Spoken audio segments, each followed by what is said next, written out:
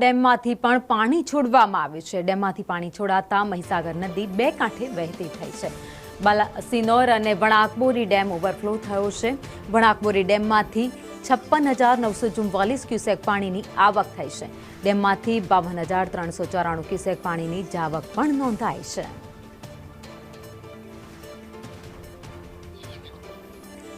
તો રાજ્યમાં ભારે વરસાદ વચ્ચે ડેમ એ છલોછલ ભરાવાની શરૂઆત થઈ ગઈ છે।